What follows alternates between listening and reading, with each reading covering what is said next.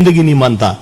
इसलिए मैं आप लोगों को कहता हूं सीजीए कंपैशन अपॉइंटमेंट पूरा हम कराने में सक्षम है, लेकिन ऐसी नौबत ना आए। हम लोग ये कोशिश करना चाहिए आगे आने वाले दिनों में मध्य रेल के अंदर से कम सीजीए होगा। देहादार पर नौकरी सबसे कम भारत रेल के अंदर केवल मध्य रेल से होगा। इसके अर्थ क्या होगा? ड्यूटी में रह के सेवानिवृत्त होने के पहले मरने वाला रेल कर्मचारियों का सबसे कम संख्या मध्य रेल की होगा। यह हमारा भूमिका होना चाहिए, यह सोच के हम लोग आगे चलना चाहिए। मैं आपको कहता हूं बहुत सारे लोग तालियां कम बजाता है, शायद ऐसे भी कोई हो सकता है इसमें, ऐसा भी कोई इसमें हो सकता है। बच्चे को पूरी पूंजी लगा के पढ़ाने के बाद जब नौकरी मिल रहा है, बहुत सारे ऐसे माँ बाप भी रहता है, वो सोचता है कि साला जीते जीते मेरा बच्चे को नौकरी नहीं दे पा रहा है, सालों कम से कम मेरा जान गया तो कम से कम बच्चे को नौकरी मिलेगा, उसमें तो कोशिश करेंगे। ऐसे भी सोचने वाला हो सकता है, ऐसा सोच मत रखिएगा। वो नौकरी दिलाना कोई नौकरी नहीं कहा जाता, जिंदगी जी के जो नौकरी देना उसको नौकरी दिलाना कहता है। तो उस प्रकार के सोच आप लोग कोई अपने दिल में नहीं रखिएगा। मैं आपको कहता हूं एनडीए के बारे में मैंने आपको कहा, पैरामेडिकल स्टाफ भाई जो अस्पताल के अंदर काम करने वाला जो कर्मचारी है, चाहे डॉक्टर बोलो, चाहे नर्स बोलो, चाहे सफाई वाला बोलो, जो हॉस्पिटल के अंदर काम करने वाला, एम्बुलेंस की ड्राइवर बोलो, लैब के अंदर काम करने वाला बोलो, जो फार्मेसी के अंदर काम करने वाला बोलो, या हमारा एक्सरे टेक्नीशियन की बात करो, या हमारा ईसीजी निकालने वाला, जो भी अस्पताल के अंदर काम करने वाला जो लोग है, भाई आपको प्रणाम है। कितने भी प्रणाम किया तो कम पड़ेगा, बताता हूं। थोड़ा सा तालियां जोर से मार सकते हैं हमारे अस्पताल में काम करने वालों के लिए। मजा नहीं आया? जोर से आना चाहिए घुमाई।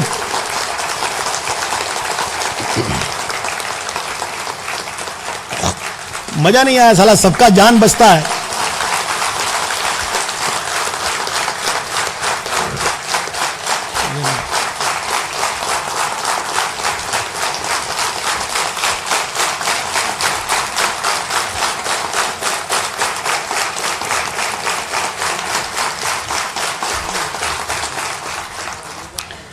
अस्पताल बगल में, हम लोग छोटा सा किसी को एक गोली नहीं मिला या किसी की मृत्यु हो गया तो हम भड़क जाता है।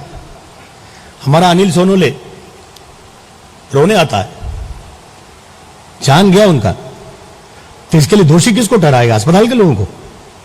जान तो क्या हमारा कॉमेड का, हम तो याद करते हैं, हमको दुख आ रहा है, हमको रोने भी आ रहा है, लेकिन हमसे ज्यादा दुख तो उनके घर के लोगों को होगा। उसकी एक बेटी है ना, दुख तो उसको होगा, उसको बीवी है, उसको दुख होगा। उसका लड़का, उसने सुसाइड किया था किसी कारण से, है ना, किसकी ऐसी परिस्थिति में रहने के बाद में भी कभी ऐसा एहसास नहीं दिलाया उसने, है ना, अपना भाई की तरफ, कल्याण की तरफ आएगा पानी ले आओ, लेकिन जान तो गया।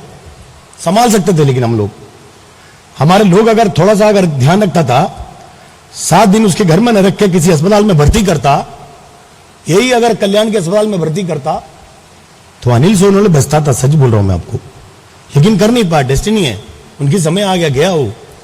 संजय पाटिल हमारा दादर का कॉमेड है ना, एक हफ्ता पहले उनका बच्चे को कोविड हुआ, मेरे से बात किया, बोला मेरा बच्चे को कोविड है, नागपुर में संभालो। मैं बोला कॉमेड आप चिंता मत करो, हम संभालेंगे।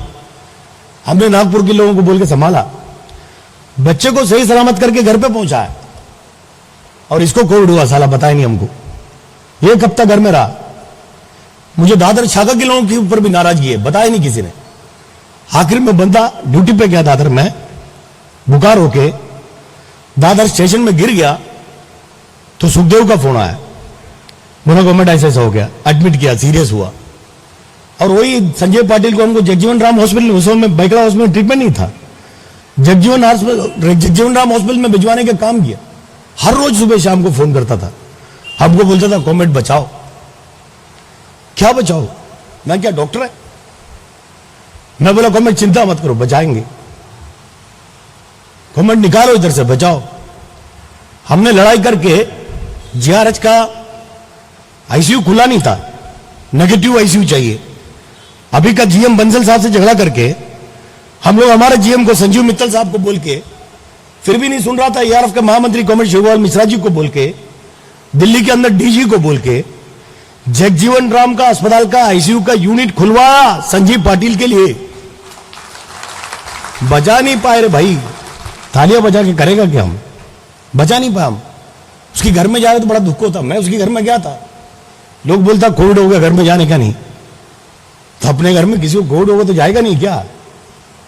मैं तो गया भाई, बहुत सारे लोगों के घर पे गया। तो क्या है, संभालने की जरूरत है यार। आप लोग भी थोड़ा सीरियस हो जाओ। अपने किसी को हुआ तो उसको मत रखो उधर, ले आओ अस्पताल के अंदर। और इस कोविड के समय में काम तो सरकारी अस्पताल के लोग करेंगे, रेल के अस्पताल के लोग आपको सही सेवा करेगा। कोविड के लिए वो आपको ट्रीटमेंट करेगा, आपको पेशेंट करके ट्रीट करेगा, आपको दवा देगा। लेकिन अब प्राइवेट अस्पताल में जाएगा, आपसे कमाने को कोशिश करेगा, वो आपको कस्टमर समझेगा, पेशेंट नहीं समझेगा। मैं लोगों को बोल रहा हूं, लोग समझ नहीं रहा है। इस कल्याण हॉस्पिटल के अंदर सेकेंड वेव होने के बाद कहीं बेड नहीं मिल रहा था लोगों को, न बाहर बेड न अंदर बेड। हॉस्पिटल में भी बड़ी हालत खराब था। रात को डीआरएम से बात करके, सीएमएस से बात करके, सीएमडी से बात करके, जीएम तक बात करने का काम किया। हमारे कॉमन लोग जानता है इस बात को। हम लोगों ने एक रूम के अंदर 4-4, 5-5 लोगों को नीचे सुलाने का काम किए। उसको भी किसी ने देखा तो ट्वीट कर दिए। वो बोलता कि हॉस्पिटल के अंदर अन्याय हो रहा है। सुबह सुबह 5 बजे डीआरएम फोन करता है, गोयल साहब बड़े अच्छा आदमी है, बोला यार ये क्या कर रहा है, सीआरबी को, रेल मिनिस्टर को, पीएमओ को सब ट्वीट कर दिए। जितनी अंदर है उसमें से 5 आदमी तो आपने बोला था, हमने लगाया था। अगर ऐसा है तो फिर हम किसी को लेंगे नहीं। ट्वीट करने वाला भी खराब ही है, मैं ऐसा नहीं कहता, उसको मालूम नहीं एक्चुअल में क्या हो रहा है। हमको समझ में आना चाहिए ऐसे स्थिति में किसी को एम्बुलेंस रख के रहने का, या कहीं अस्पताल में एडमिट नहीं मिल रहा तो उसको घर वाले को, उसमें पेशेंट को लेके घूमते रहने का, या उससे अच्छा कहीं एक रूम में 10 बेड डाल के किसी डॉक्टर के समक्ष उसको भर्ती करके जो गोली दिलवाएगा, इसमें से कौन सा अच्छा है, ये हम आप फैसला करने की जरूरत है। हमें ऐसा लगा था कि उनको भर्ती करने की जरूरत है, इसलिए हमने भर्ती कराने का काम किया था। तो अस्पताल के लोगों को आप बुरा मत मानिए। कोई डॉक्टर के पास, मैं हबीब खान साहब सुन रहा है इसके अंदर, है ना, हमारा जो नागपुर का वर्किंग प्रेसिडेंट इसके अंदर है, सुन रहा हो, इनको कोविड हुआ। कोविड होने के बाद इतना सीरियस हुए, नागपुर का सबसे अच्छे प्राइवेट हॉस्पिटल है किंग्सवे हॉस्पिटल, वहां आईसीयू में भर्ती हुआ। आईसीयू में भर्ती होने के बाद वहां का सबसे अच्छा डॉक्टर है डॉक्टर वोहरा, मैं मिला, मैं गया था उधर। अभी जो डिफेंस सेक्रेटरी में काम करने वाला, जनरल सेक्रेटरी में काम करने वाला, यूनियन का पदाधिकारी में काम करना, 4 आदमी 400 आदमी को लेके चलता है, 400 आदमी सलाम करता है। कोई आइसोलेट करके किसी आईसीयू में रखेगा 15 दिन 20 दिन, किसी से बात नहीं करना, किसी को सलाम नहीं करना, किसी का सलाम नहीं लेना, तो आदमी जिंदगी जी नहीं सकता। तो हबीब खान तो लड़ाई करने वाला, तो उन्होंने तुरंत बोल दिया कि नहीं नहीं नहीं, मेरे को ये नहीं चलेगा। वोहरा जी जब विजिट करने को आया, इनको ऑक्सीजन दी हुए सब निकाल के उसने जमीन पे सो गया। उन्होंने बोला एक काम करो, मुझे छोड़ो, नहीं तो मैं इधर जमीन पे सोता हूं, मुझे खाना भी नहीं मांगता, तेरा दवा भी नहीं मांगता। उन्होंने नागपुर के लोगों को बोला भाई ये मर जाएगा, ये मैं डॉक्टर है फिर भी बचा नहीं सकता। लंग्स है, जो मेडिकल प्रोफेशन के लोग जो जानता है वो बोलता कि लंग्स का सीटी स्कैन करने के बाद में भी पूरा जानकारी हमें नहीं समझ में आता, क्योंकि इतना बड़ा उसके अंदर कितना डैमेज हुआ हमें नहीं पता चलता। इसलिए कितनी डैमेज है, कितना बचेगा हमें पता नहीं। लेकिन अगर इसको कोई समझाने वाला तो समझाओ, बुलाओ, अगर सही ढंग से सेवा लेगा अस्पताल का शायद बच सकता। मुझे फोन किया तो दूसरे दिन मैं फ्लाइट पकड़ के नागपुर गया। मैं उसके अंदर मैं गया, मुझे नागपुर के लोग लेके गया अस्पताल के अंदर, किंग्सवे के हॉस्पिटल के लोग हमको स्वागत करके लेके गए, हमको अंदर गया आईसीयू के अंदर। मैं गया, करीब 40 मिनट में उनके साथ में रहा। मैं हबीब खान को बोला भाई संभालो, इधर तुम दादा नहीं है, इधर का दादा, इधर का सरकार डॉक्टर है, आप बाहर आने के बाद दादा रहेगा, डॉक्टर रहेगा, आपको सब सलाम करेगा। इधर डॉक्टर का सुनो, नर्स का सुनो। नर्स लोग बेचारे लोग खाना खिलाते तो खाना फेंकता था, वो बोला खाना नहीं किया मैं। आखिर में मैं जाने के बाद पता नहीं ऊपर वाले ने क्या दिया हमको, उन्होंने समझा, सुधरा, दवा लेना शुरू किया, अब बिल्कुल सही सलामत 10 दिन के बाद बाहर आया। अभी यूनियन का पूरा काम कर रहा है, मैं बताता हूं। तो हम जहां भी पहुंचना भाई, जो डॉक्टर लोगों के कितने लोगों के जान गए, नर्स लोगों के कितने लोगों के जान गए, अस्पताल के अंदर काम करने वाला कितने लोगों की जान गए, तो क्या खुद के लिए अपनी जान गलाया, वो लोगों का सेवा करके अपनी जान गलाया। तो ऐसे समय में उनको बड़ा दिल से सलाम करने की भी जरूरत है। मैं आपको कहता हूं, छोटे मोटे गलतियों को पकड़ के उनकी तरफ नाराजगी से मत देखिएगा। नाराजगी से नजर भी अगर उनके ऊपर डालेगा, हमको पाप लगेगा। जो 2 साल जिस हिसाब से इस दुनिया में, इस धरती के अंदर, इस महाराष्ट्र के अंदर, इस भारत के अंदर, इस मुंबई के अंदर, इस कल्याण के अंदर उन लोगों ने संभाला, और एक बार उनको सलाम, और एक बार उनके, मैं क्या कहूं, मेरे पास शब्दों की कमी है, मैं आपको कहता हूं।